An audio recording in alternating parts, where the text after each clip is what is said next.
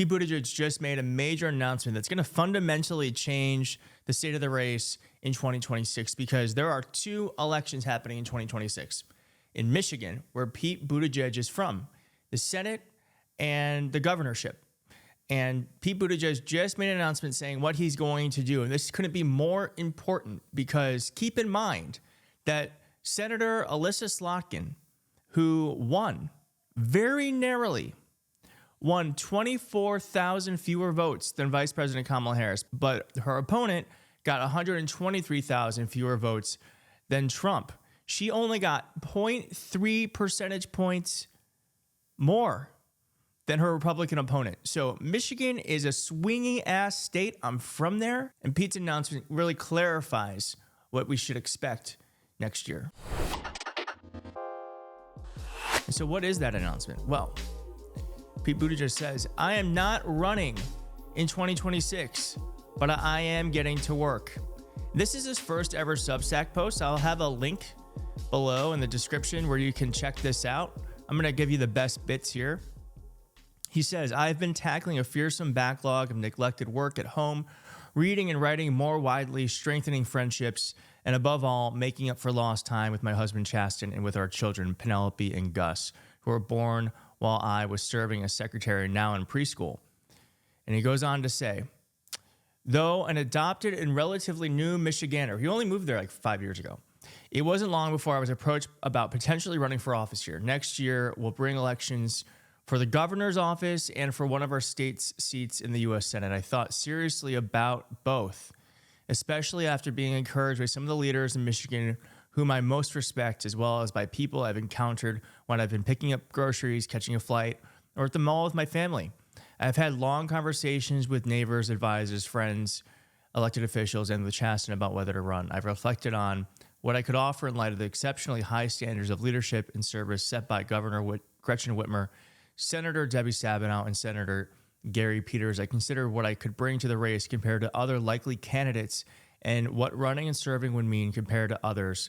I could make a difference in the years ahead.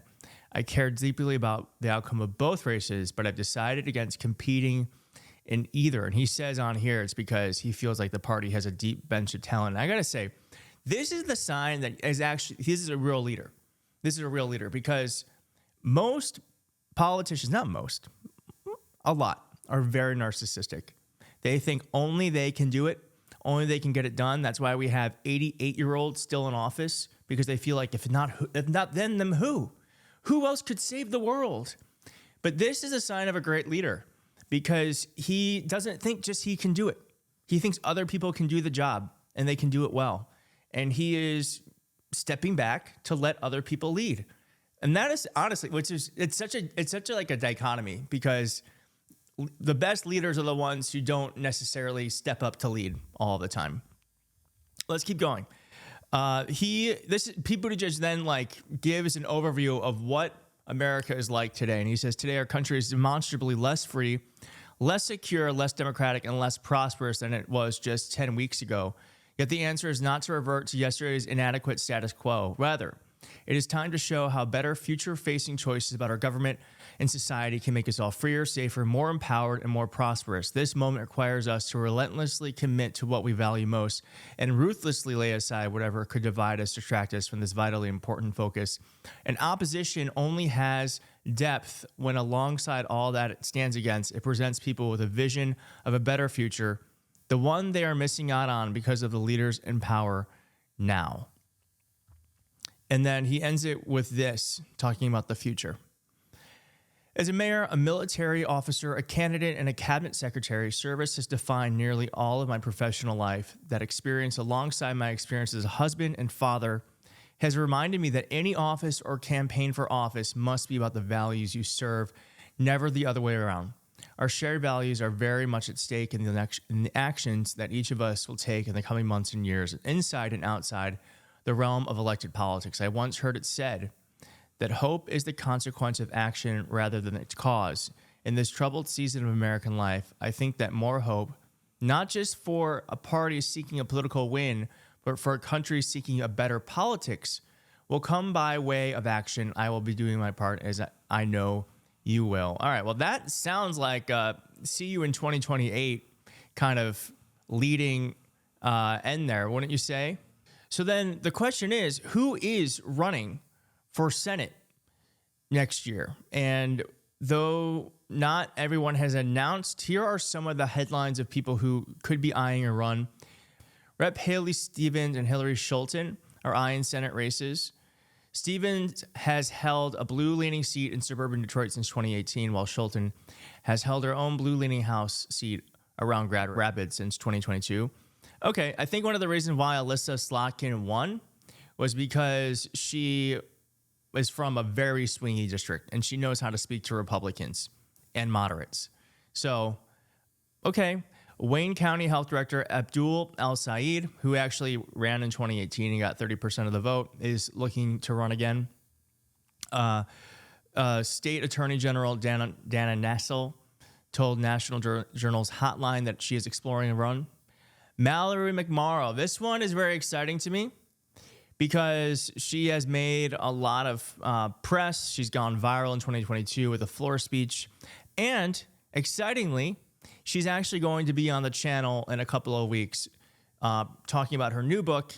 And I'm very excited to ask her about this potential run and her vision for the country. So please look out for that. And then Lieutenant Governor Garland Gilchrist appears likely to make a governor bid. So there is a lot of action happening. We will be following it all.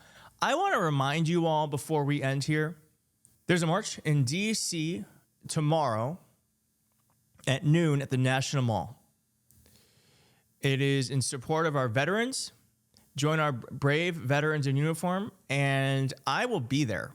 I will be there. I hope to see you there. I think that collective action is one of the best ways to fight this administration and Elon Musk and Donald Trump. And I think what they are doing to our federal government, which is the largest employers of veterans, is abysmal. So we have to defend them. I'm going to be there. I'm going to be marching alongside them. I hope you'll join me. I don't think it could be a more important thing to be fighting for. And I will also be live streaming. So if you can't make it to DC, which I know is really hard for a lot of people to travel, cost-wise and just having to take time off work, I will be live streaming this tomorrow. And so look for that. It might start at like 11 or noon, but I will be doing that. And we have to just do what we can to make a difference. Because as Pete Buttigieg said here, hope is something that we create.